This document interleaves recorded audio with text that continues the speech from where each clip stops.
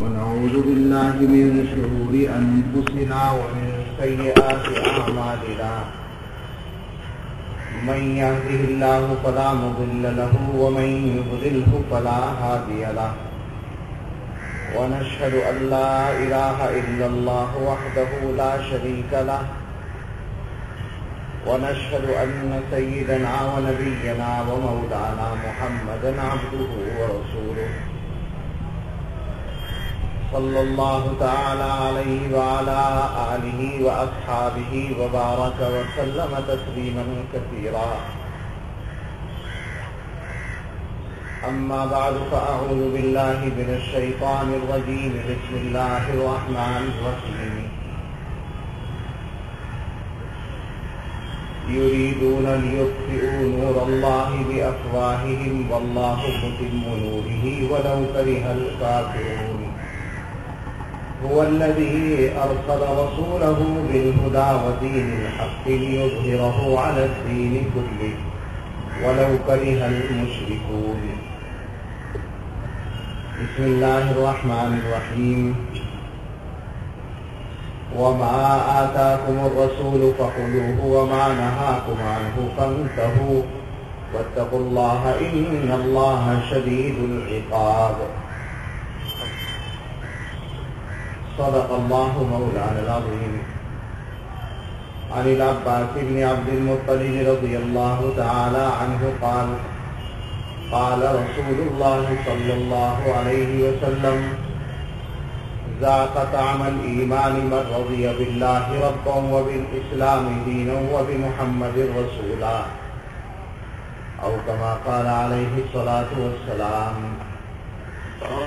وعن أبي عمرو وقيل أبي عمرة سفيان بن عبد الله رضي الله تعالى عنه قال قلت يا رسول الله قل لي في الإسلام قولا لا أسأل عنه أحدا غيرك قال قل آمنت بالله ثم استقم أو كما قال عليه الصلاة والسلام.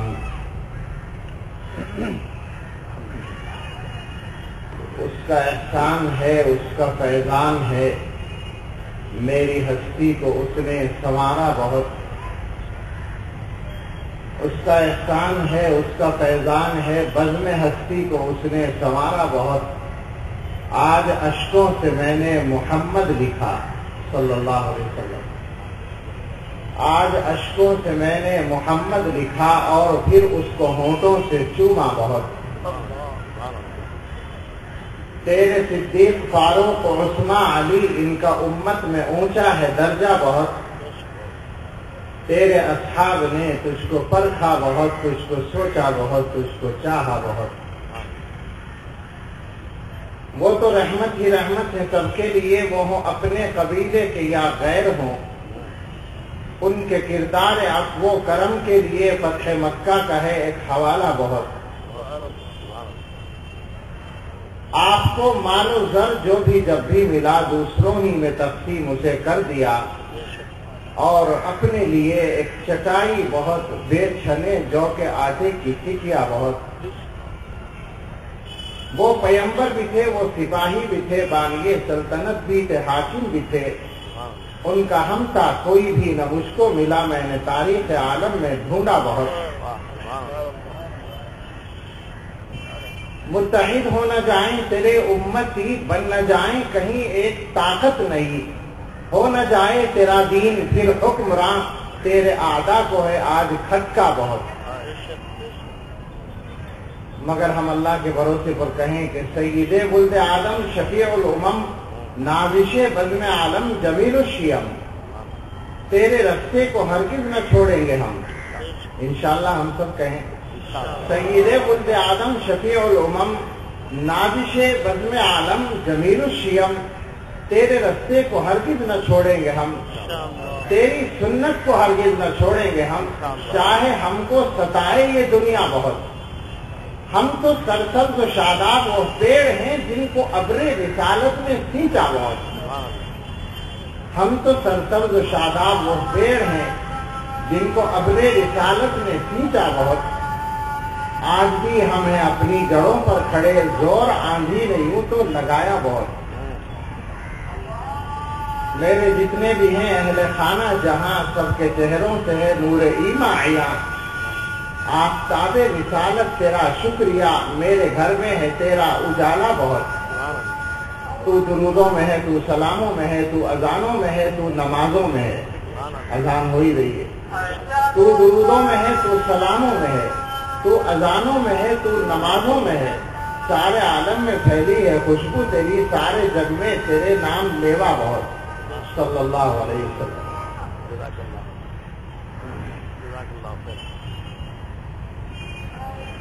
عالی مقام صدر محترم قابل عزت احترام حضرات علماء کرام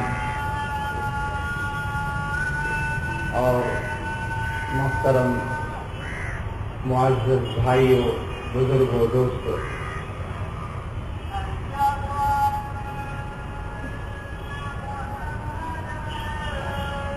اذان کی آواز چونکہ قریب سے آ رہی ہے، میں سمجھتا ہوں اذان کے ختم تک ہم لوگ اذان کی طرف متوجہ رہیں، اس کے بعد بات شروع کریں۔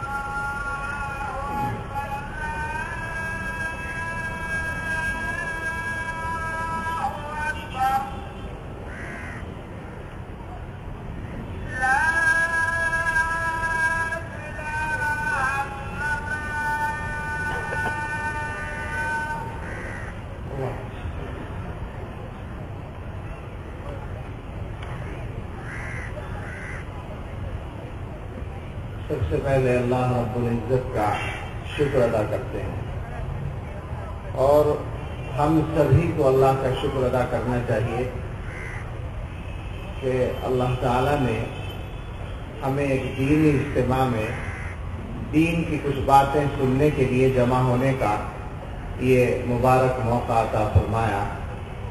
اللہ ہم سب کے لیے اس کو مغفرت کا ذریعہ بنا۔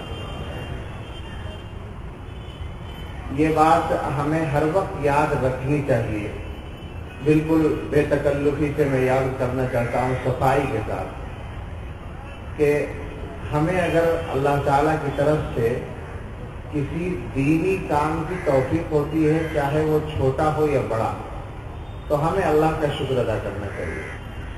یہ تصور نہیں آنا چاہیے کہ ہم نے کچھ کیا ہے یا ہمارا کوئی احسان اس میں شامل ہے۔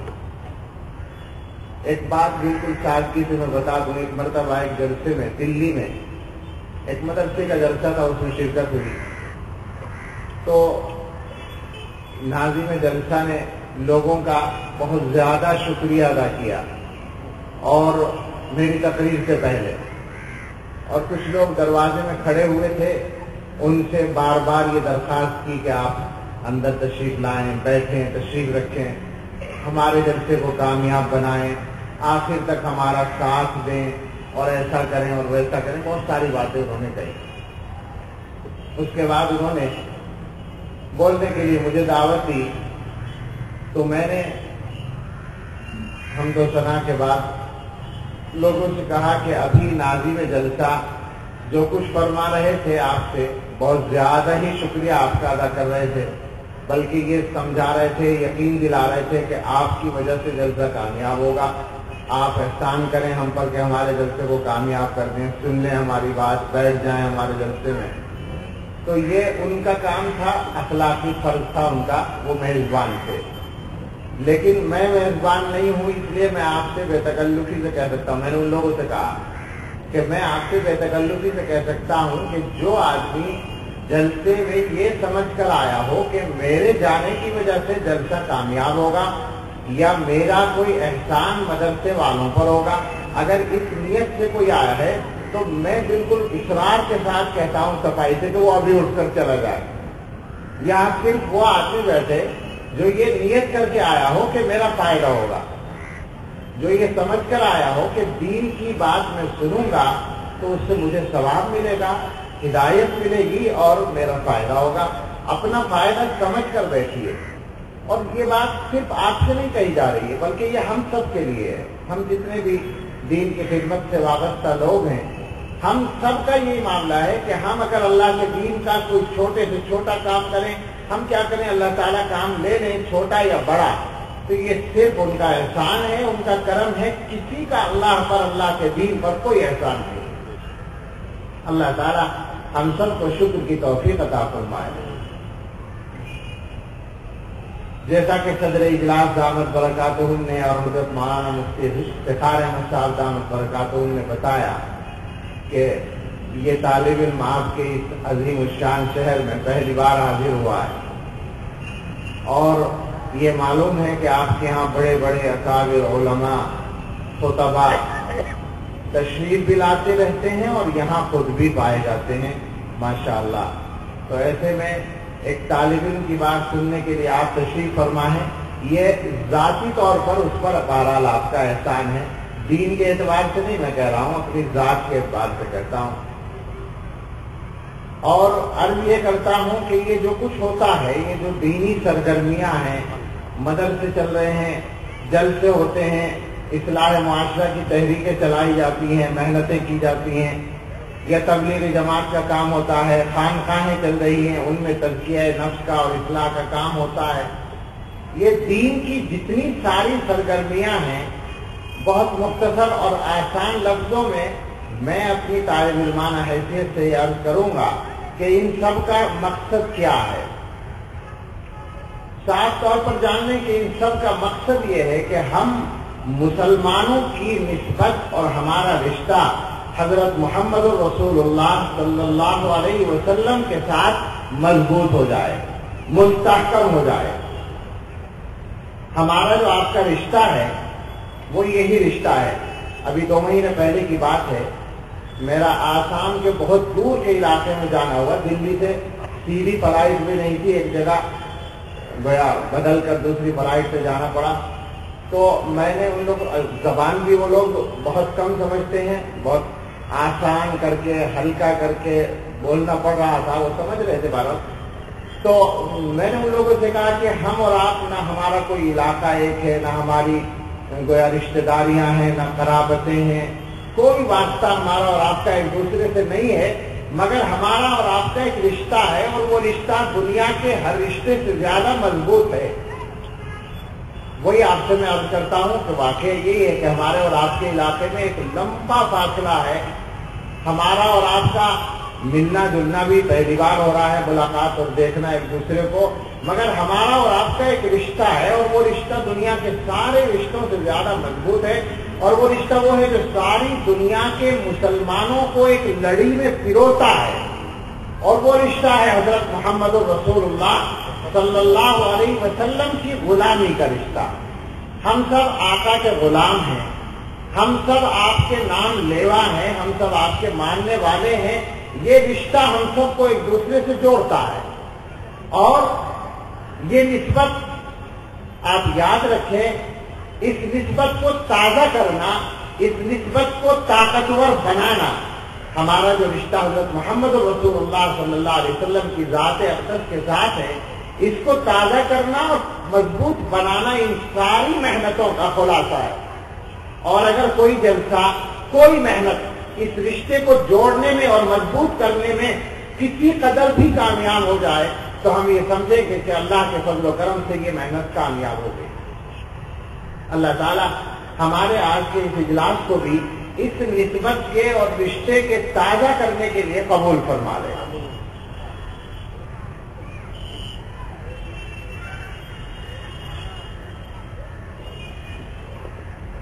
یہ نسبت کیسی نسبت ہے؟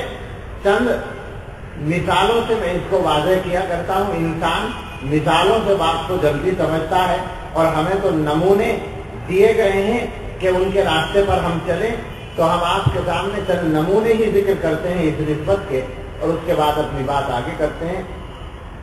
یہ دنیا کی سب سے جاندار، سب سے شاندار اور سب سے طاقتور نسبت ہے، جس کو نسبت محمد صلی اللہ علیہ وسلم کہہ سکتے ہیں۔ اچھی کو غریب نسبت ہے۔ اللہ رب العزت نے جب ہمارے آقا صلی اللہ علیہ وسلم کو اس دنیا میں بھیجا تو یہ طے کر کے بھیجا، یہ فیصلہ کر کے بھیجا کہ اب آنے والے زمانے میں دنیا کے اندر اگر کسی کو صحیح معنی میں عزت حاصل کرنی ہے، ہدایت حاصل کرنی ہے، تو اس کو اس نسبت کے راستے ہی سے وہ عزت اور ہدایت مل سکتی ہے۔ ورنہ دنیا کا انسان اپنے خیال کے اعتبار سے کتنا ہی آگے بڑھ جائے، حقیقی معنی میں عزت اور ہدایت اس کے ہاتھ آنے والی نہیں ہے۔ ایک جلسے میں ایک شاعر صاحب نے ایک نعت سنائی، اس کا ایک شعر میں آپ کو سناتا ہوں۔ وہ شعر ذہن سے چپک گیا، اور اس شعر کا مضمون یہ ہے کہ انسان نے دنیا میں ترقی کی انتہا یہ کی کہ زمین سے خلا میں اس نے قدم رکھا، وہ آسمان پر، وہ چاند پر پہنچا۔ اور آپ جانتے ہیں 1969 میں امریکہ کے سائنسداں چاند پر پہنچے، اور وہاں انہوں نے مشاہدات کیے، اور وہاں سے وہ ایک چیز لے کر آئے۔ آپ جانتے ہیں کیا چیز لے کر آئے؟ معلوم ہے، مٹی لے کر آئے نا، چاند کی مٹی۔ چاند سے وہ مٹی لے کر آئے، اور وہ مٹی آج بھی امریکہ کا جو خلائی تحقیقات کا ادارہ ہے ناسا، اس میں وہ رکھی ہوئی ہے، اس کے دفتر میں۔ اور دنیا کے بڑے بڑے سائنسداں جب امریکہ کا دورہ کرتے ہیں اور وہاں ناسا میں جاتے ہیں تو وہ چاند کی مٹی کی زیارت کر کے آتے ہیں، اور بڑے خوش ہوتے ہیں کہ ہم نے چاند کی مٹی کو دیکھا ہے۔ لیکن ہمارا شاعر جو ہے وہ اس میں سے یہ مضمون نکال کر لاتا ہے کہ ذرا سا یہ غور کرو کہ چاند سے آنے والی مٹی نے یا چاند پر انسان کی پہنچ نے دنیا کا کون سا مسئلہ حل کیا؟ کیا اس کی وجہ سے دنیا کے کوئی جھگڑے ختم ہو گئے؟ کیا دنیا کو کوئی ہدایت کے راستے نظر آ گئے؟ کیا دنیا کے اندر بیماریوں کی شفا کا سلسلہ کوئی شروع ہو گیا اس کے ذریعے سے؟ کیا دنیا میں اختلافات دور ہو گئے؟ کچھ بھی تو حاصل نہ ہوا۔ ہو سکتا تھا، ہو جاتا، مگر اس وقت ہوتا جب یہ انسان چاند پر بھی پہنچتا محمد رسول اللہ صلی اللہ علیہ وسلم کا دامن پکڑ کے۔ قرآن نے منع نہیں کیا، قرآن تو کہتا ہے وَيَتَفَكَّرُونَ فِي خَلْقِ السَّمَاوَاتِ وَالْأَرْضِ۔ عقل والوں کی یہ پہچان بتائی ہے قرآن نے کہ وہ دنیا کی، زمین و آسمان کی پیدائش میں غور کرتے ہیں۔ سائنس کا راستہ قرآن دکھاتا ہے، لیکن راستے تک ہی نہیں لے جاتا۔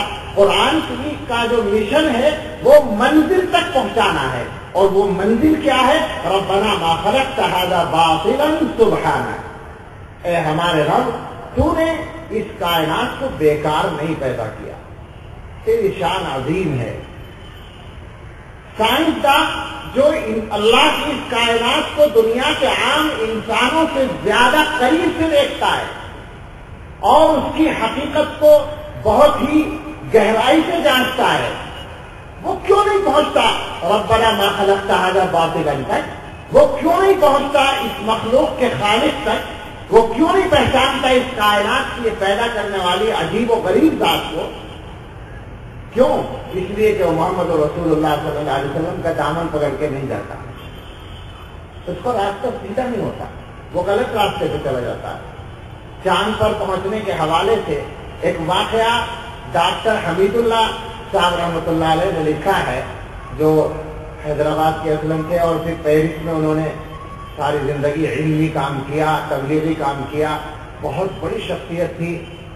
انہوں نے کتاب لکھی ہے محمد رسول اللہ، صلی اللہ علیہ وسلم. انگلش میں ہے، اس کا ترجمہ اردو میں ہے. اس میں انہوں نے ایک واقعہ لکھا ہے. وہ واقعہ بہت مشہور تو نہیں ہے اور بہت زیادہ ذمہ داری انہوں نے نہیں لی ہے، لیکن بہرحال لکھا ہے کہ وہ چاند پر جانے والے سائنسداں جو تھے ان میں سے ایک نیل آرمسٹرانگ جو امریکی سائنسداں ہے، وہ وہاں سے آنے کے 8-9 سال کے بعد کی بات ہے، 1977 یا 78 میں مصر گیا. سرکاری مہمان ہوا، ہوٹل میں اس کا قیام ہوا. صبح کو مصر اسلامی ملک ہے، نماز اذان فجر کا وقت ہوا تو چاروں طرف سے اذان کی آوازیں آنے شروع ہو گئی، جیسے آپ کے یہاں بھی آ رہی. اذان کی آواز سن کر اس کی آنکھ کھل گئی اور وہ گھبرا کر اٹھا، کمرے سے باہر آیا اور ہوٹل کے ریسپشن پر جو لوگ بیٹھے تھے ان سے جا کر اس نے پوچھا کہ یہ جو آواز آ رہی ہے کیا چیز ہے؟ لوگوں نے بتایا کہ یہ اذان ہے. ہمارے یہاں 5 وقت نماز پڑھی جاتی ہے، اللہ کا حکم ہے، اور یہ بھی حکم ہے کہ نماز سے پہلے اذان پڑھی جائے، تو یہ اذان ہم پڑھتے ہیں. تو اس نے کہا کہ یہ آواز میں نے چاند پر سنی تھی جب میں وہاں گیا تھا، اور اس کے بعد پہلی بار آج سن رہا ہوں. لیکن ظاہر ہے کہ یہ واقعہ دبایا گیا اور اس طرح کی چیزوں کو دباتے ہیں. ہم یہ کہتے ہیں کہ تم دباؤ اس کو، تو دبانے سے اسلام نہیں دبے گا، قرآن نہیں دبے گا، ہدایت نہیں پیچھے ہٹے گی، نقصان تمہارا ہوگا. تمہیں ملا کیا وہاں جا کر؟ وہ جو شعر میں سنانا چاہتا تھا اب آپ کو اس کا لطف آئے گا. وہ شاعر کہتا ہے کہ بن تیرے وسیلے جو بلندی پہ گئے ہیں، مہتاب پہ جا کر، مہتاب چاند کو کہتے ہیں آپ جانتے ہیں، بن تیرے وسیلے جو بلندی پہ گئے ہیں، مہتاب پہ جا کر بھی انہیں خاک ملی ہے. مٹی لائے، خاک کے علاوہ ہاتھ کیا آیا ہے؟ تو یاد رکھیں کہ یہ محمد رسول اللہ صلی اللہ علیہ وسلم کی نسبت ایسی ہے کہ اس کے بغیر چاند پر پہنچ کے بھی خاک کے علاوہ کچھ ہاتھ نہیں آئے گا. اور اگر یہ نسبت حاصل ہے تو اس فرش پر بیٹھ کر آدمی عرش کے قریب ہوگا. یہ نسبت اتنی طاقتور نسبت ہے، میں جو عرض کر رہا تھا نمونوں کی بات، اتنی شاندار اور جاندار نسبت ہے کہ مکے کے رہنے والے ایک سیدھے سادے آدمی ہیں، ابو قحافہ کے بیٹے، کوئی خاص بات ان میں محسوس نہیں ہوتی، مگر یہ نسبت ان کو مل گئی اور بہت مضبوط اور طاقتور اور بھرپور انداز میں مل گئی. تو دنیا کے سامنے انبیاء علیہ السلام کے بعد سب سے بڑی اور عظیم شخصیت سیدنا ابو بکر صدیق رضی اللہ تعالیٰ عنہ کی آئی، جن کو اللہ نے اس نسبت کی برکت سے ایسی طاقتور شخصیت بنا دیا کہ تاریخ عالم میں مشکل حالات کا مقابلہ کرنے والی اتنی حوصلہ مند شخصیات کی مثالیں بہت کم ملیں گی. حضرت محمد رسول اللہ صلی اللہ علیہ وسلم کی وفات کے بعد جب خطرات پیدا ہوئے اور ایسا محسوس ہونے لگا جیسے اسلام کا چراغ کہیں گل نہ ہو جائے، مخالفین چاروں طرف سے اٹھ کھڑے ہوئے، جھوٹے لوگوں نے نبوت کے دعوے کرنے شروع کر دیے، کچھ لوگوں نے زکات دینے سے انکار کر دیا، جگہ جگہ مخالفت کے طوفان اٹھ کھڑے ہوئے. ان حالات میں خطرہ بہت تھا اور ضرورت تھی اسلام کی کشتی کو سنبھالنے کے لیے کسی طاقتور ملاح کی. سیدنا صدیق اکبر رضی اللہ تعالیٰ عنہ وہی طاقتور ملاح بن کر سامنے آئے اور انہوں نے ان دشمنان دین کی سرکوبی کے لیے لشکروں کو روانہ کرنے کا فیصلہ کیا. اور خطرات ایسے تھے کہ فاروق اعظم جیسا طاقتور انسان گھبرا رہا تھا اور یہ فرما رہا تھا کہ ان حالات میں اگر آپ لشکروں کو بھیجیں گے مدینہ خالی ہو جائے گا، کیا ہوگا، خطرات پیدا ہو جائیں گے. تو صدیق اکبر نے اسی نسبت محمد صلی اللہ علیہ وسلم کی قوت کی بنیاد پر یہ فرمایا تھا ایسا نہیں ہو سکتا، میری زندگی میں دین میں کمی کر دی جائے، میں نہیں برداشت کر سکتا. ایلقص الدین وانا حی، فرمایا کہ اگر اللہ کی قسم حضور کے زمانے میں ادا کی جانے والی بکری کی رسی بھی اس زمانے میں روکنے کی کوشش کریں گے تو میں ان سے قتال اور جہاد کروں گا. فرمایا کہ میں یہ لشکر بھیج کر رہوں گا چاہے مدینے کے سارے مردوں کو بھیجنا پڑ جائے اور جنگل کے درندے آ کر ابو بکر کی بوٹیاں اڑا دیں، مگر میں اس سے واضح نہیں آ سکتا. میرے آقا صلی اللہ علیہ وسلم نے یہ مشن میرے حوالے کیا. یہ برکت ہے اسی نسبت محمد صلی اللہ علیہ وسلم. میرے بزرگ کو یہ نسبت جب ملتی ہے تو وہ ایک صاحب ہے خطاب کے بیٹے، مکے کے جنگلوں میں اونٹ چلایا کرتے تھے. اور کیا بات تھی، جب خلیفہ تھے تو ایک بڑھیا نے راستے میں روک لیا ایک دن اور کہنے لگی وہ عمر تم وہی ہو نا جو مکے کے جنگل میں اونٹ چرایا کرتے تھے اور تمہاری کوئی حیثیت نہیں تھی، ہم تمہیں عمیر کہا کرتے تھے، یعنی چھوٹا عمر۔ فرمایا ہاں میں وہی عمر، اللہ نے مجھے اسلام کے ذریعے عزت عطا فرمائی۔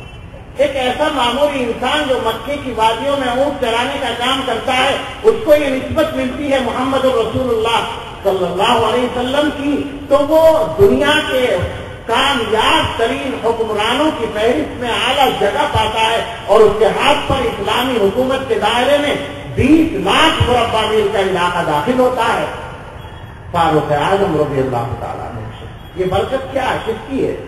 حضرت محمد رسول اللہ صلی اللہ علیہ وسلم کی نسبت۔ میرے بزرگوں، ایک بہت شرمیلے سے انسان ہے عثمان بن عفان، کیا ہوتے اگر یہ نسبت نہ ہوتی، لیکن نسبت مل گئی تو یہ سمجھ مل رہی ہے کہ عثمان سے فرشتے بھی حیا کرتے ہیں، یہی نسبت مل رہی ہے ابو طالب کے ایک بیٹے کو۔ ابو طالب کے بیٹے تو بہت ہیں، مگر یہ نسبت کی بات ہے نا کہ بن گئے سیدنا علی بن ابی طالب کرم اللہ تعالی وجہہ، جن کو نسبت مل گئی تو یہ طاقت ملی کہ خطرات کے نرقے میں حضرت محمد صلی اللہ علیہ وسلم کے بستر پر وہ رات گزارے، بالکل بے خوف و خطر، بے خوف ہو کر رات گزارے، اور صبح کو مکے کی وادی اور بستی میں گھوم کر آپ کی امانتیں لوگوں کے حوالے کرتے پھرے مخالف حالات میں۔ یہ طاقت ہے نسبت محمد صلی اللہ علیہ وسلم۔ میرے بزرگوں، مثال سنیے، نسبت مل گئی ایک غلام کو۔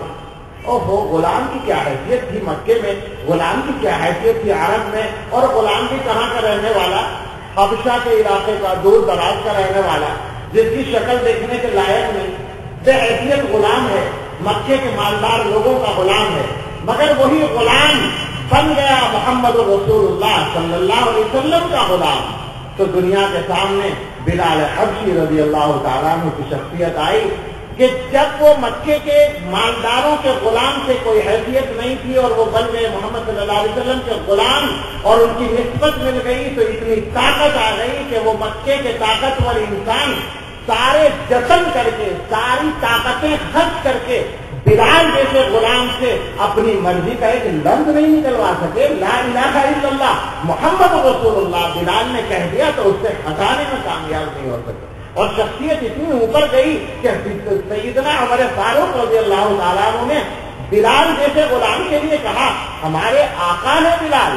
انتقال ہوا جس دن تو کہا، صحابہ کہہ رہے ہیں کہ علیہ مات سیدنا، آج ہمارے آقا کا انتقال ہوا ہے۔ اس موقع پر مجھے یاد آتی ہے علامہ اقبال کی نظم۔ اقبال نے کلیات میں ایک نظم ہے ان کے یہاں، اس میں انہوں نے موازنہ کر رکھا ہے، دو آدمیوں کا مقابلہ کیا ہے، تاریخ عالم کی یادداشت نکال کر لائے ہیں۔ ایک تو سکندر رومی ہے، سکندر رومی کہ تاریخ کے ورق پھڑپھڑانے لگے اس کی فتوحات کو دیکھ کر۔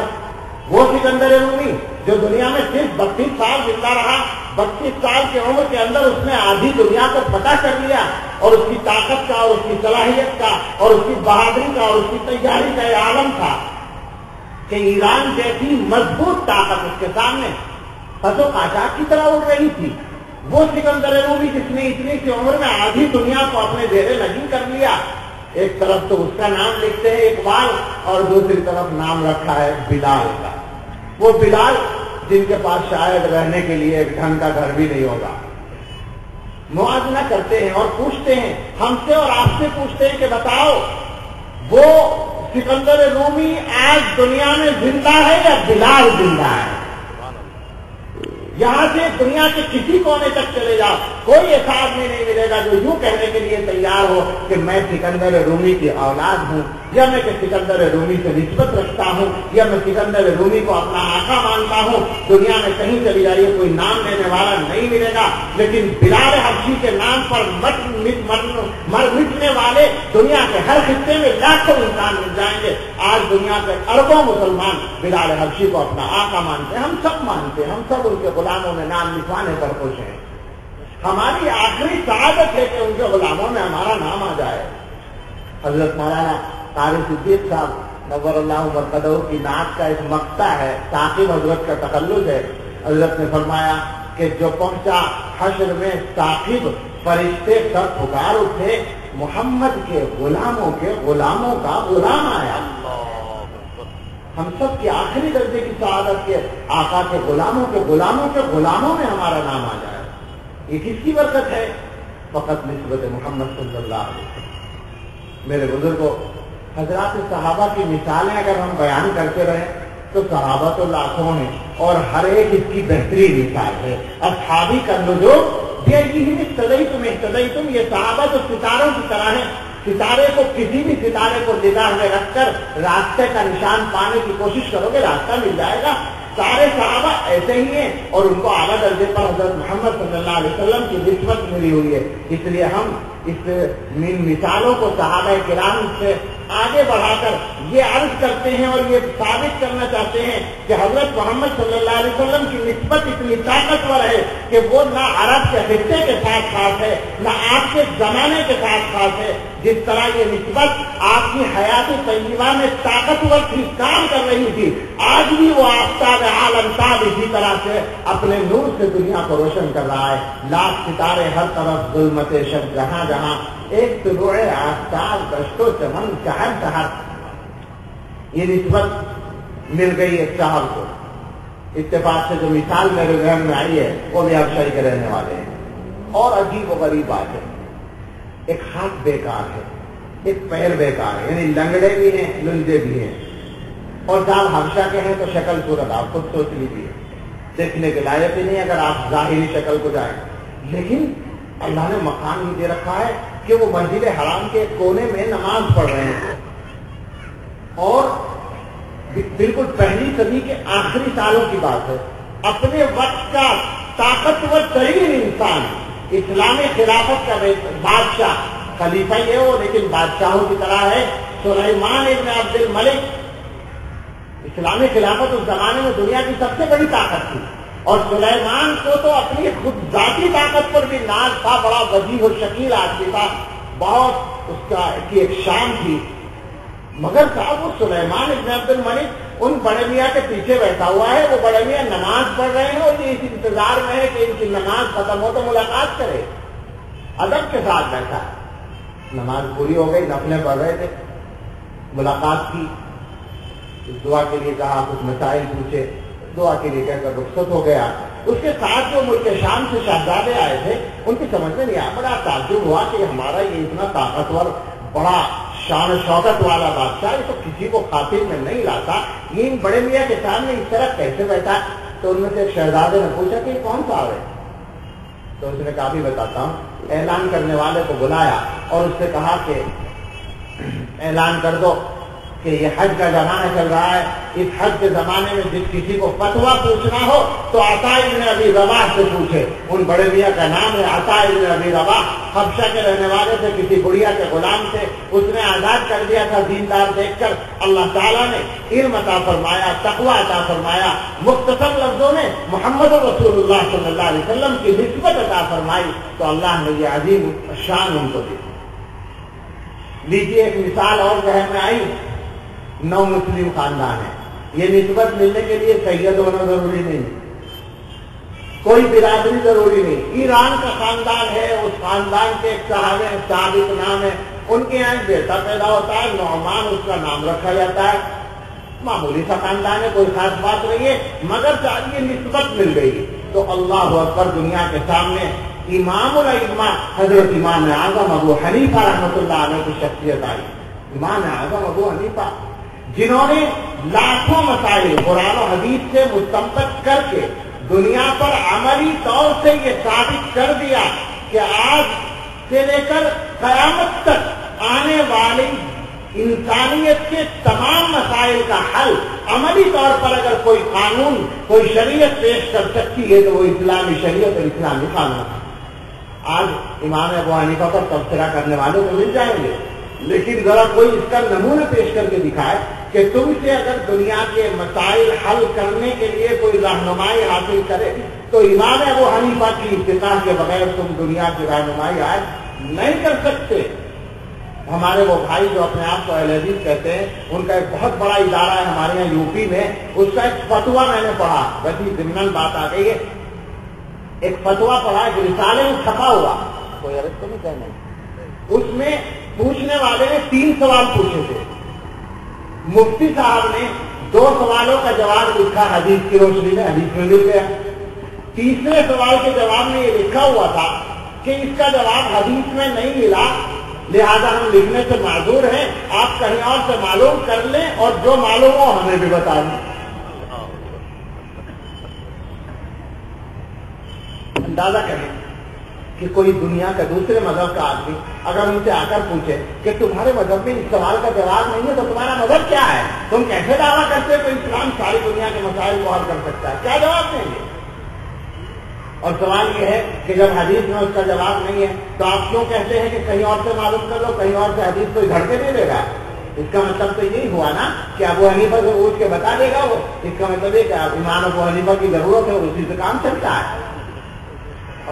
ہمارے حضرت نے فرمایا، ایک جگہ لکھا ہے اور حضرت سے سنا بھی کہ کوئی صاحب ان سے بحث کر رہے تھے اور وہی پرانی ایک مشہور بات، انتہائی گویا تاریخ کی مشہور ترین اور غلط ترین باتوں میں سے، یعنی جو غلط ترین باتیں مشہور ہوئی ان میں سے ایک یہ کہ امام اعظم ابو حنیفہ کو کوئی 17 حدیثیں یاد تھی۔ ہمارے حضرت سے انہوں نے کہا، حضرت پیر صاحب دامت برکاتہ سے، تو حضرت نے فرمایا کہ آج تک تو میں ویسے ہی حنفی تھا، بھائی سب گھر والے حنفی، میں بھی حنفی، لیکن آج سے تو میں پکا حنفی بن گیا۔ انہوں نے کہا وہ کیسے؟ کہنے کہ تم اتنا تو مانتے ہو نا کہ امام ابو حنیفہ نے 12 لاکھ یا اتنے لاکھ مسائل مستنبط کیے ہیں؟ کہنے کہ ہاں یہ تو ہے بات۔ تو کہنے لگے کہ جس آدمی نے 17 حدیثوں سے اتنے لاکھ مسائل نکالے، آخر میں اس کی تقلید نہ کروں تو کس کی تقلید کروں؟ موضوع تکلیف نہیں ہے، ورنہ میں آپ سے بہت تفصیل سے بات کرتا، مگر ایک جملہ میں کہہ دیتا ہوں کہ ہمارے ان بھائیوں سے اختلاف یہ نہیں ہے کہ تکلیف کی جائے یا نہ کی جائے، حدیث کا اتباع کیا جائے یا نہ کیا جائے۔ وہ ظالم مسلمان ہو سکتا ہے کیا جو حدیث ماننے سے انکار کر دے؟ ہم تو یہ کہتے ہیں کہ اگر تم یہ سمجھتے ہو کہ یہ حنفی یا مقلد جو ہے حدیث کو نہیں مانتے تو ہمیں مسلمان کیوں مانتے ہو؟ تم ہمیں کافر کہو۔ مسئلہ یہ نہیں ہے بزرگوں، مسئلہ صرف یہ ہے، اختلاف فقط یہ ہے کہ تقلید کے بغیر تو چارہ نہیں ہے، وہ بھی کرتے ہیں ہم بھی کرتے ہیں۔ ہم یہ کہتے ہیں کہ ابو حنیفہ، شافعی، مالک، احمد جیسے علم کے سمندروں کی تقلید کرو، اور وہ کہتے ہیں کہ آج کل کے مولویوں کی تقلید کرو، بس اتنا فرق ہے اور کچھ نہیں۔ بات چل رہی ہے نسبت محمد صلی اللہ علیہ وسلم کی، یاد رکھیے کہ یہ نسبت بھی اسی راستے سے ملے گی، وہ راستہ جو ہم سے آپ صلی اللہ علیہ وسلم تک سلسلے وار پہنچتا ہے۔ تو ایک مثال امام اعظم کے سامنے آئی تو اس پر یہ بات آ گئی، میرے بزرگوں یہ نسبت اس امت کے اندر بے شمار لوگوں کو ملی ہے اور میں مثالیں عرض کر رہا ہوں۔ یہی نسبت کی مثالیں حسن بصری بھی ہیں، اسی نسبت کی مثال جنید بغدادی بھی ہیں، اسی نسبت کی مثال عبدالقادر شیخ عبدالقادر جیلانی بھی ہیں، اسی نسبت کی مثال شیخ معین الدین چشتی بھی ہیں۔ یہ جتنے اکابر ہیں یہ سارے کے سارے اسی نسبت محمد صلی اللہ علیہ وسلم کی مثال ہیں، اور یہ سب کے سب سنت پر چلنے والے اور سنت کی دعوت دینے والے ہمارے اکابر ہیں۔ مگر میں اس نسبت کے نمونوں کا تذکرہ بڑھا کر ہندوستان کے علاقے میں لانا چاہتا ہوں تاکہ آپ پر واضح ہو کہ ہمارا یہ علاقہ بھی ان نسبت کی مثالوں سے محروم نہیں ہے، مثال ہے۔ اور ایسے علاقے کی جو اس زمانے میں تو تھا ہی، آج بھی اچھا خاصا بدعت کا گڑھ ہے، پنجاب کا علاقہ کفر و بدعت کا علاقہ۔ اس علاقے میں اللہ تعالیٰ ایک شخص کو نسبت ادا فرماتے ہیں تو یہ نسبت اتنی بڑھیا، اتنی شاندار ہو کر ان کو ملتی ہے کہ دنیا کے سامنے امام ربانی مجدد الفسانی حضرت شیخ احمد سرہندی نور اللہ مرقدہ کی شخصیت آتی ہے، عظیم شخصیت، ایسی شخصیت کہ جس نے اکبر اعظم کی پیش کی ہوئی نئی ملت، نئے مذہب، نئے دین کو دفن ہونے پر مجبور کر دیا۔ اکبر ہندوستان کا طاقتور ترین بادشاہ جس نے آدھی صدی اس ملک پر حکومت کی ہے اور ہر قوم کے اندر وہ مقبول رہا ہے، اس نے ہندوستان کا نہیں مسلمانوں کا قبلہ بدلنے کا انتظام کر دیا تھا۔ مجدد الفسانی رحمۃ اللہ علیہ کی شخصیت اللہ تعالیٰ کی طرف سے سامنے نہ آئی ہوتی تو آج ہم اور آپ اللہ کا کلمہ پڑھنے کے لیے اس ہندوستان میں باقی نہ ہوتے۔ اللہ نے اسی نسبت کی برکت سے حضرت مجدد سے وہ کام لیا جو پہلے زمانے میں حضرات انبیاء علیہ السلام کیا کرتے تھے۔ اقبال نے کہا حاضر ہوا میں شیخ مجدد کی لحد پر، وہ خاک کے ہے زیر فلک مطلع انوار، اس خاک کے ذروں سے ہیں شرمندہ ستارے، اس خاک میں پوشیدہ ہے وہ صاحب اسرار، گردن نہ جھکی جس کی جہانگیر کے آگے، جس کے نفس گرم سے ہے گرمی احرار، وہ ہند میں سرمایہ ملت کا نگہباں، اللہ نے بروقت کیا جس کو خبردار۔ اور اس کے آگے بھی 4 اشعار اور ہیں، وہ آپ کو سنا دوں، آپ باذوق لوگ ہیں اور مضمون بھی بہت ضروری ہے، اس لیے کہ تصوف کی جو لائن ہے سب سے زیادہ حملہ بدعات کا اسی پر ہوتا ہے، اور اللہ ہدایت عطا فرمائے، ایک بڑا طبقہ ہے جس نے تصوف کے نام پر امت کے اندر گمراہی اور بدعات پھیلانے کا کام کیا ہے۔ اقبال کہتے ہیں کہ اسی کے بعد کی عرض یہ میں نے کہ عطا فقر ہو مجھ کو، آنکھیں میری بینا ہیں ولیکن نہیں بیدار، آئی یہ صدا سلسلہ فقر ہوا بند، ہے اہل نظر کشور پنجاب سے بیزار۔ یہ اقبال کے زمانے میں ہو رہا ہے، الحمدللہ ہم یہ کہہ سکتے ہیں آج کے زمانے میں یہ بات نہیں، آج وہاں اسی کشور پنجاب سے اللہ نے مجدد الفسانی کا ایک جانشین پیر ذوالفقار احمد نقشبندی دعوت برکاتہ ان کی شکل میں پیدا کر دیا، لیکن بات اقبال کی ہو رہی ہے تو اقبال کہتے ہیں کہ کی عرض یہ میں نے کہ عطا فقر ہو مجھ کو، آنکھیں میری بینا ہیں ولیکن نہیں بیدار، آئی یہ صدا سلسلہ فقر ہوا بند، ہیں اہل نظر کشور پنجاب سے بیزار، عارف کا ٹھکانا نہیں وہ خطہ کے جس میں پیدا گلہ فقر سے ہو ترے دستار۔ یہ جو دستار باندھ کر لمبی سی حکومت کے سامنے کافل ایسی کی جاتی ہے، اس کی طرف اشارہ ہے کہ عارف کا ٹھکانا نہیں وہ خطہ کے جس میں پیدا گلہ فقر سے ہو ترے دستار، قائم گلہ فقر سے تھا ولولہ حق، تروں نے چڑھایا نقشہ خدمت سرکار۔ بات تو نسبت کی ہو رہی ہے، نسبت کی عجیب مثال ہے مجدد الفسانی کی شخصیت۔ میرے بزرگ کو یہ نسبت ملی، ایک گاؤں ہے ہمارے علاقے میں مظفر نگر میں خلت، وہاں کے رہنے والے ایک صاحب دلی میں رہتے ہیں، بیٹا اللہ نے دیا ولی اللہ نام رکھا، اللہ نے نسبت عطا فرمائی تو دنیا کے سامنے حجت الاسلام حضرت شاہ ولی اللہ محدث دہلوی رحمۃ اللہ علیہ کی شخصیت، جس نے ہندوستان کو سنت کے نور سے حدیث کے نور سے منور کیا۔ ان سے پہلے بخاری شریف مسلم شریف ان کتابوں کے ناموں سے تو ہندوستان کے لوگ واقف رہے ہوں گے علماء، لیکن پڑھانے کا رواج نہیں تھا۔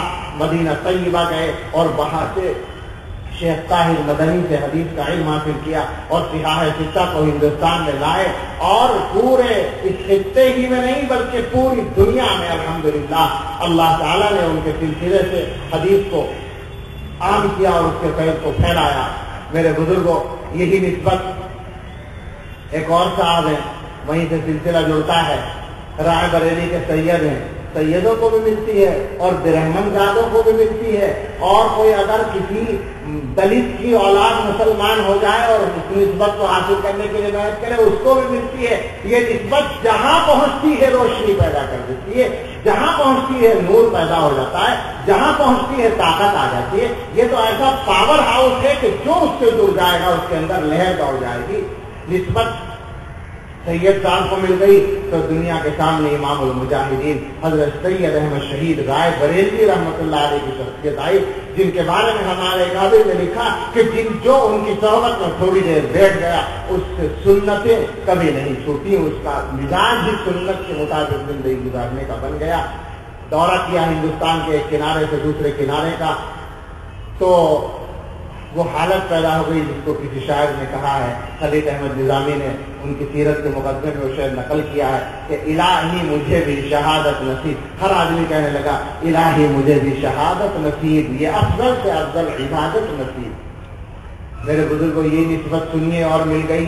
ایک چھوٹا سا قصبہ ہے ہمارے علاقے میں نانوتا، وہاں کے رہنے والے کسان ہیں اسد علی صاحب، ان کا بیٹا ہے پتلا دبلا تھا، جسامت میں کچھ نہیں ہے، نام محمد قاسم ہے اور نسبت مل گئی محمد الرسول اللہ صلی اللہ علیہ وسلم کی، تو دنیا کے سامنے حجت الاسلام حضرت مولانا محمد قاسم صاحب نانوتوی نور اللہ مرقدہ کی شخصیت آئی، جن کے ذریعے سے اللہ تعالیٰ نے اس زمانے میں کفر کو نیچا دکھانے کا کام لیا انگریزوں کی طاقت سے ٹکر لینے کا کام لیا، اور اس کے بعد اللہ نے ان کی خدمت کو قبول کرتے ہوئے ان کے ہاتھوں سے وہ چشمہ فیض جاری کرایا جس کو دنیا دارالعلوم دیوبند کے نام سے جانتی ہے۔ دارالعلوم کے بارے میں اگر بہت کچھ کہوں تو کچھ عجیب سا لگے گا، لیکن مجھے اشعار یاد آتے ہیں مولانا نسیم احمد فریدی امروزی رحمۃ اللہ علیہ کے۔ انہوں نے کہا ساقی دہلی کے مستوں نے بارد دیوبند، ساقی دہلی یعنی شاہ ولی اللہ، ہمارا سلسلہ شاہ ولی اللہ سے جڑتا ہے۔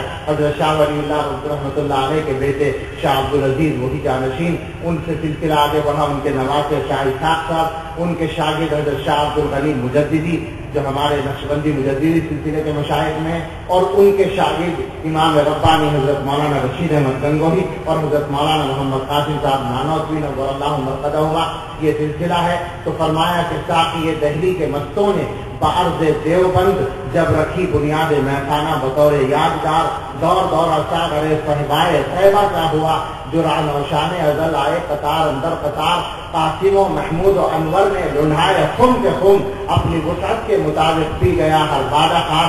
اشعار تو بہت سارے ہیں مگر ایک شعر میں کہہ دیتا ہوں اللہ کے بھروسے پر آپ کو یقین دلاتے ہوئے کہ الحمدللہ وہ شعر آج بھی سچا ہے، آج بھی آفاق میں اس میں کدے کی دھوم ہے، آج بھی آفاق میں اس میں کدے کی دھوم ہے، چار جانب سے سمٹ کر آ رہے ہیں باغات۔ اور اسی مناسبت سے مجھے اشعار بات یاد آ گئے، ظفر علی خان تو ہمارے یہاں کے پڑے ہوئے نہیں تھے، انہوں نے دیوبند آ کر جو کچھ دیکھا تو ان کی زبان سے یہ اشعار نکلے کہ شاد باش و شاد بھی سرزمین دیوبند، ہند میں تو نے کیا اسلام کا جھنڈا بلند، ناز کر اپنے مقدر پر کہ تیری خاک کو کر لیا ان عالمان دین طیب نے پسند، جان کر دیں گے جو ناموس پیغمبر پر فدا، اور مصرع یاد نہیں آ رہا ہے، حق کے رستے میں کٹا دیں گے جو اپنا بند بند، اس میں قاسم ہو کہ انور شاہ کے محمود الحسن، سب کی فطرت ارض، سب کے دل سے درد مند اور سب کی فطرت ارجمند، اور گرمی یہ ہنگامہ تیری ہے حسین احمد سے آج، جن سے پرچم ہے روایات سلف کا سر بلند۔ اور ایک دو شعر اور مجھے یاد آ گئے یہ سمجھانے کے لیے کہ یہ جو ہمارا سلسلہ ہے اس کے نسبت حقیقت میں کہاں سے جڑتی ہے۔ حضرت شاہ عبدالغنی مجددی رحمۃ اللہ علیہ جو ہمارے ان اکابر کے استاد ہیں، وہ دہلی سے ہجرت کر گئے تھے مدینہ طیبہ، اور حضرت حاجی امداد اللہ مہاجر مکی رحمۃ اللہ علیہ جو ان اکابر کے شیخ ہیں، وہ ہجرت کر گئے تھے مکہ مکرمہ، تو سلسلہ مکے اور مدینے سے جڑتا ہے۔ اور جب دارالعلوم دیوبند قائم ہوا تو حیرت کی بات یہ ہے کہ دنیا میں اس زمانے میں ذرائع ابلاغ کا موجودہ زمانے کی طرح تو معاملہ نہیں تھا کہ آپ یہاں ایک چیز کریں اور ساری دنیا کا اس کو اس کا پتہ چل جائے، لیکن کسی اشتہار اور اعلان کے بغیر دارالعلوم دیوبند کے پہلے سال میں طلبہ کی فہرست اگر آپ دیکھیں گے رودادوں میں تو آپ کو صرف یو پی یا بہار بنگال کے نہیں ملیں گے، بلکہ افغانستان اور ماورا النہر تک کے علاقوں کے طلبہ آپ کو مل جائیں گے۔ وہ کہاں سے آئے ہیں؟ لگتا یہی ہے کہ وہاں سے اشارے ملے ہیں اور لوگ وہاں پہنچے ہیں۔ اسی کو حضرت مولانا ریاست علی صاحب دامت برکاتہ نے، جنہوں نے دارالعلوم کا ترانہ لکھا ہے، انہوں نے ایک نعت میں یوں کہا کہ یہ اہل دل کا جو دارالعلوم مرکز ہے، یہ اہل دل کا جو دارالعلوم مرکز ہے، ملا ہے سب کو یہاں کا پتہ مدینے سے، اور اسی کے دم سے ہے دارالعلوم میں رونق، چلا تھا علم کا جو قافلہ مدینے سے۔ ہمارا مشن یہ ہے کہ ہم دنیا کو مکے مدینے سے جوڑیں، حضرت محمد رسول اللہ صلی اللہ علیہ وسلم کے راستے سے جوڑیں۔ بات چل رہی تھی نسبت کی، اسی نسبت کی یہ تشریح ہے، تو نمونے دو چار اور سن لیجیے مختصراً۔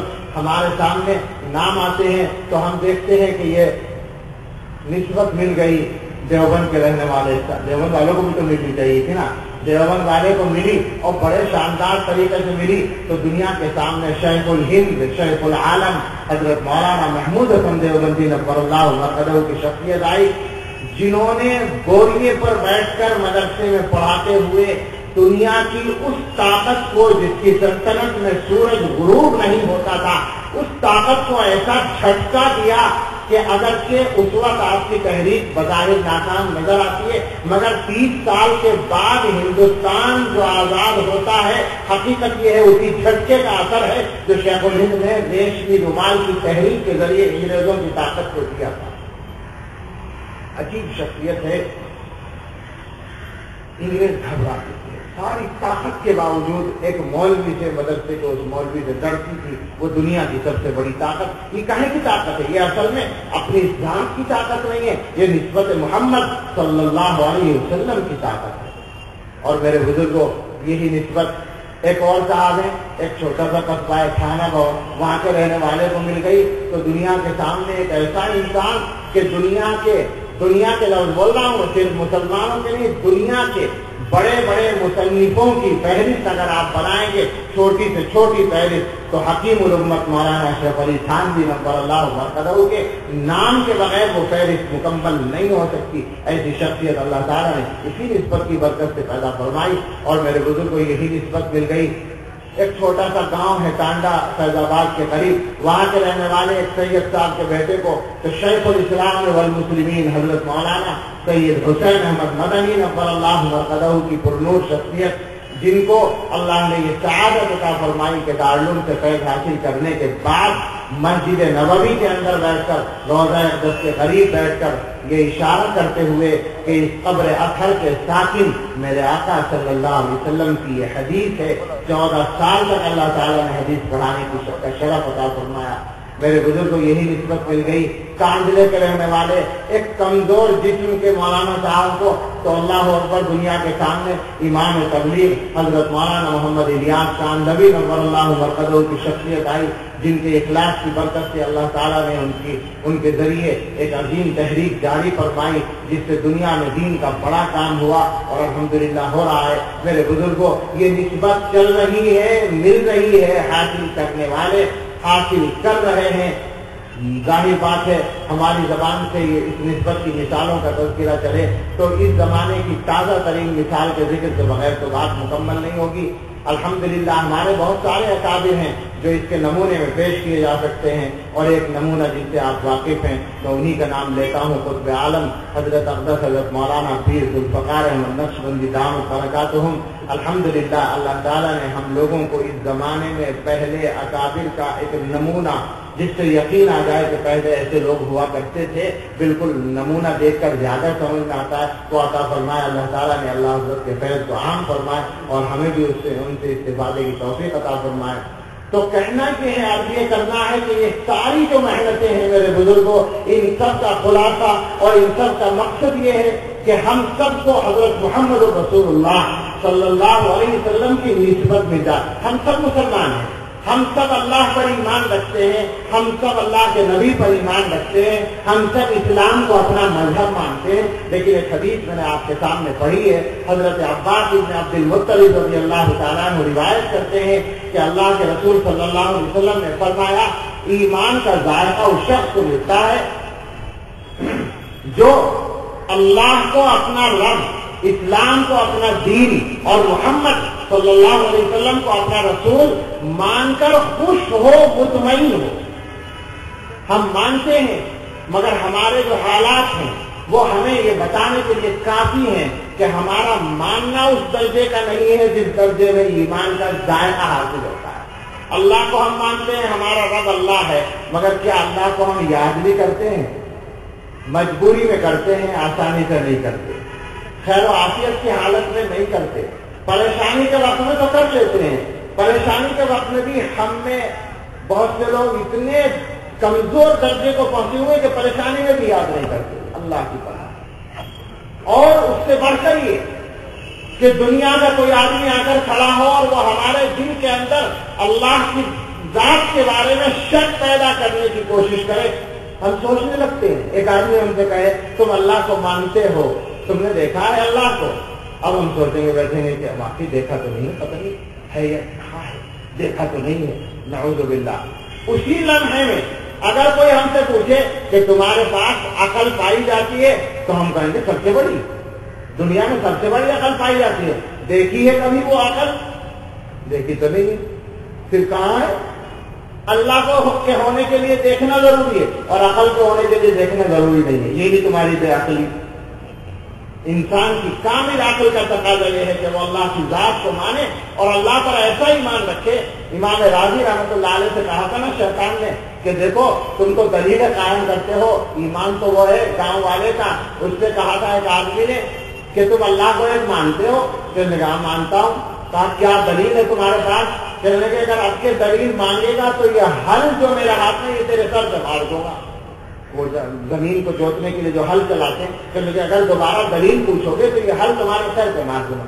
ایسا پختہ ایمان، کسی دلیل کی ضرورت نہیں. اور اللہ کی ذات تو وہ ہے جس کے لیے دلیل کی ضرورت حقیقت میں ہے ہی نہیں. وہ انسان، صحیح بات یہ ہے کہ صحیح عقل سے محروم ہے جو اللہ کی ذات کو نہیں مانتا.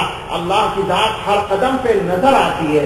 گلستان میں جا کر ہر ایک گل کو دیکھا، تیری ہی سی رنگت، تیری ہی سی بو ہے. جہاں جائیں اللہ نظر آتا ہے. اللہ کے بغیر تو کچھ بھی نہیں ہو سکتا. گلستان میں جا کر ہر ایک گل کو دیکھا، تیری ہی سی رنگت، تیری ہی سی بو ہے. مگر وہ تو بے مثال ہے. گلستان میں جا کر ہر ایک گل کو دیکھا، نہ تیری سی رنگت نہ تیری سی بو ہے. اللہ کو ماننا ہے. اللہ کے پیغمبر صلی اللہ علیہ وسلم پر ایمان رکھتے ہیں، مگر آپ کی سنت پر تو چلنے کے لیے تیار نہیں ہوں. مانا کہ آپ ہمارے رسول ہیں، ہمارے پیغمبر ہیں، مگر ہمارے علاقے میں ایک کہاوت ہے کہ کوٹھی پتلے کو ہاتھ نہ لگائیے، گھر آنگن تیرا. وہ جو گھر جو ہے اس کے اندر مال رکھنے کے لیے، قیمتی چیزیں رکھنے کے لیے اندر جو آج کل تو الماریاں سیف وغیرہ بنتی ہیں، پہلے زمانے میں وہ مٹی کی کوٹھی بنایا کرتے تھے، پتلے بنایا کرتے تھے، اسی میں اناج رکھتے تھے اور گھر کا زیور وغیرہ بھی اسی میں رکھا جاتا تھا، پیسے بھی اسی میں رکھے جاتے تھے. بینک میں رکھنے کا بھی رواج نہیں تھا. تو کوٹھی پتلے وہ سب ہیں. تو اب آپ کسی کو گھر حوالے کریں اور یوں کہیں کہ سارا گھر تمہارا ہے، بس کوٹھی پتلے کو ہاتھ نہیں لگانا، یعنی اصل جو مال ہے اسے تو نہیں چھیڑنا، ویسے آپ مالک ہو. تو یہی ہم لوگوں کا حال ہے کہ آقا آپ ہمارے آقا ہیں، ہم آپ کو رسول مانتے ہیں، مگر آپ کی سنت پہ چلنا یہ اس کا موقع نہیں ہے. اچھی بات ہے. دنیا کا زندگی گزارنے کا سب سے کامیاب طریقہ محمد رسول اللہ صلی اللہ علیہ وسلم کا طریقہ. اور میرے بزرگ کو یاد رکھنا، دین نہ میرے گھر کا ہے نہ آپ کے گھر کا ہے، دین محمد رسول اللہ صلی اللہ علیہ وسلم کا ہے. اللہ نے دین دیا ہے آپ کو، تو دین وہ چیز بنے گی جس پر ہمارے آقا کی مہر ہوگی. ہم اپنی عقل سے نہیں طے کر سکتے کہ دین یہ ہے یا وہ ہے، چاہے ہمیں اچھا لگے یا برا لگے، چاہے ہم پہلے سے کسی چیز کو دین سمجھتے آ رہے ہیں. اگر ہمیں صحیح علماء بتائیں کہ آقا کی مہر اس پر نہیں ہے، آقا کی سنت سے یہ ثابت نہیں، ہمیں ماننا چاہیے. اس لیے کہ دین تو وہی ہے جو محمد رسول اللہ صلی اللہ علیہ وسلم نے پیش کیا. اسلام کو ہم اپنا مذہب مانتے ہیں، بالکل ایمان ہے ہمارا، لیکن ایک آدمی آتا ہے وہ ہم سے کہتا ہے کہ صاحب تمہارے مذہب میں تو فلاں حکم سمجھ میں نہیں آتا.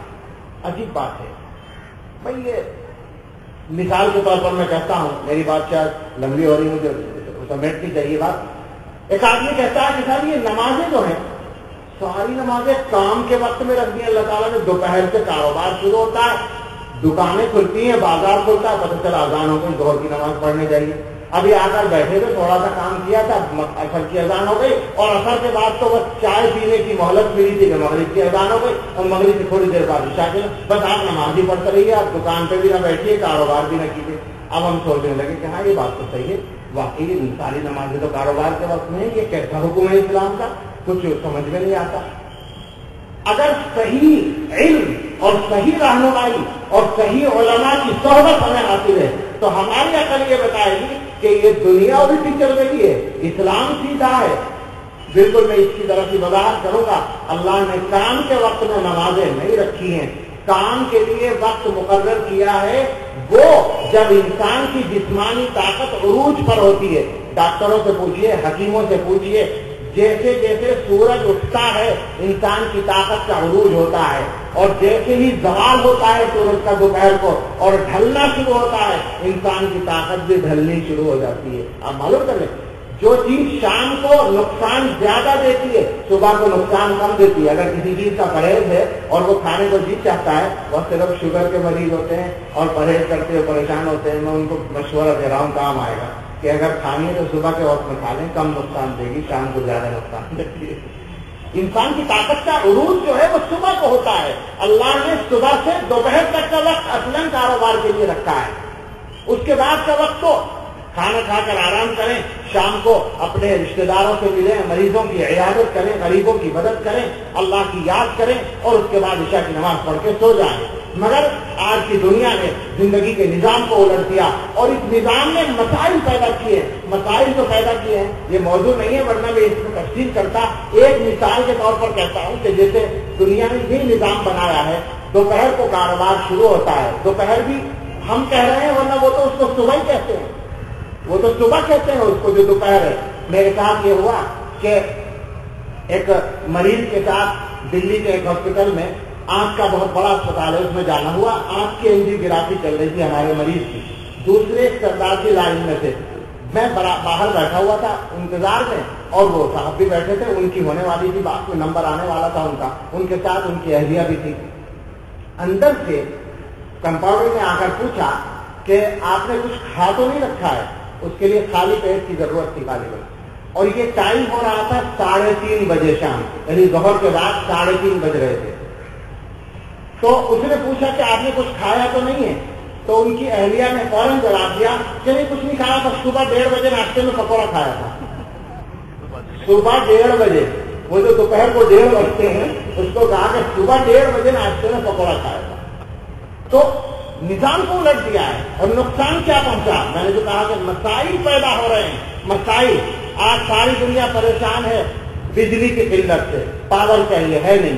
بجلی گویا سپلائی کم ہو رہی ہے, ڈیمانڈ زیادہ ہے, طلب زیادہ ہے, رسد کم ہے, پریشان ہے. مسئلہ تو آپ نے پیدا کیا. آپ اللہ کی بجلی میں کاروبار کیجیے, کتنی بچت ہوگی بجلی کی.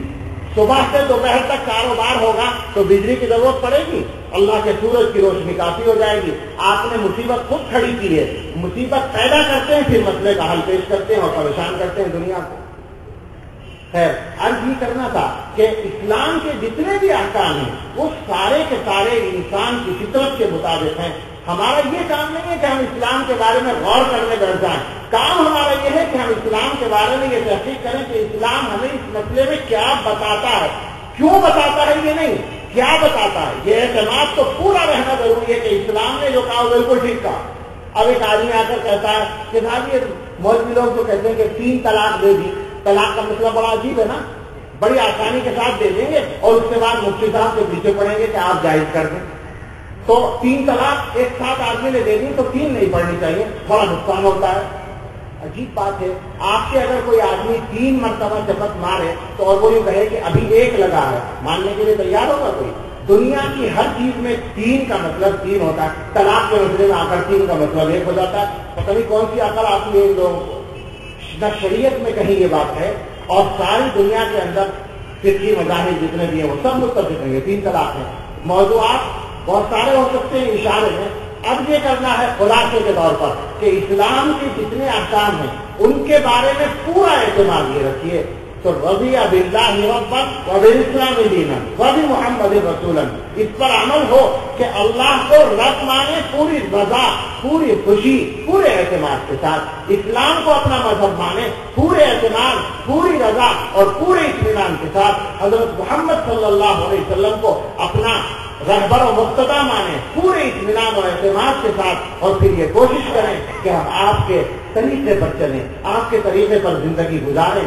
صبح سے شام تک ہماری جو زندگی ہو وہ آپ صلی اللہ علیہ وسلم کے راستے پر ہو. آپ کو ہم چیلنج کے ساتھ کہہ سکتے ہیں کہ دنیا کا کوئی ایک آدمی بھی آپ ایسا نہیں دکھا سکتے جس نے حضرت محمد صلی اللہ علیہ وسلم کے طریقے پر اپنی زندگی کو ڈھالا ہو اور پھر وہ ناکام زندگی گزار کر دنیا سے گیا ہو. اور ایسی لاکھوں نہیں کروڑوں مثالیں ہم بتا سکتے ہیں کہ آپ کے طریقے سے لوگ ہٹے اور ناکام ہو کر دنیا سے گئے.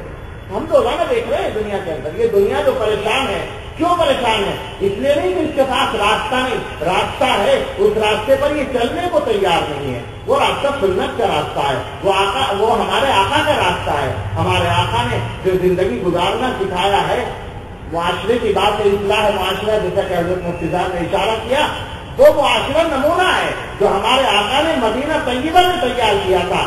کہنے والے کچھ بھی کہیں مگر دنیا کی تاریخ کو چیلنج ہے. دنیا کے جاننے والوں سے ہم کہہ سکتے ہیں کہ کوئی نمونہ پیش کر دے اس معاشرے کا جو محمد رسول اللہ صلی اللہ علیہ وسلم نے مدینہ طیبہ میں تیار کیا تھا. یاد رکھیں وہ معاشرہ دنیا کا سب سے اچھا, سب سے سچا, سب سے زیادہ ہمدردی والا, سب سے زیادہ برابری والا, سب سے زیادہ انصاف والا، سب سے زیادہ خوشحالی والا۔ خوشحالی کس کو کہتے ہیں؟ لوگ سمجھتے ہیں کہ خوشحالی پیسے کا نام ہے۔ ہمارے حضرت نے فرمایا کہ ایک صاحب نے ایک بزرگ کو ہدیہ پیش کیا، 10,000 یا کوئی بڑی رقم، اس سے بھی بڑی۔ انہوں نے کہا کہ مجھے ضرورت نہیں ہے، آپ رکھیے، آپ کو ضرورت ہے، آپ کو مجھ سے زیادہ ضرورت ہے، بزرگ نے کہا۔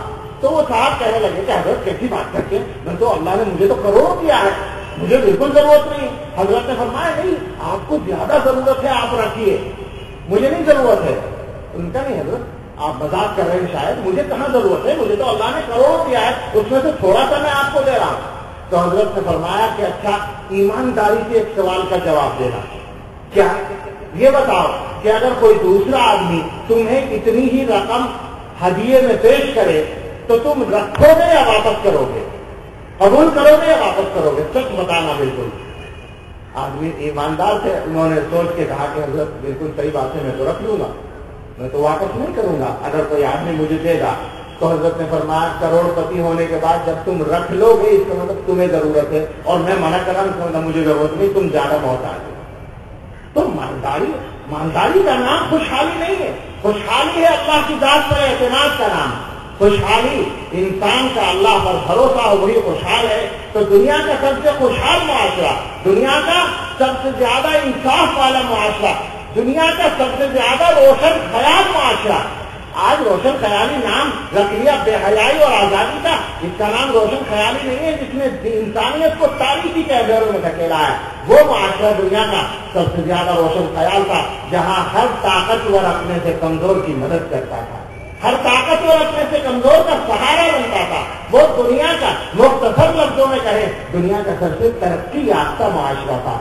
آج ہم اس معاشرے سے اپنے آپ کو جتنا زیادہ قریب کر سکیں وہی ہماری کامیابی کی بات ہے۔ لوگ ہمیں ترقی سکھاتے ہیں، ہم یہ کہتے ہیں کہ ہمیں تو ہمارے آقا صلی اللہ علیہ وسلم نے سب سے شاندار ترقی سکھا رکھی ہے، ہم جتنا زیادہ ان سے اپنے آپ کو قریب کر لیں وہی ہماری ترقی ہے۔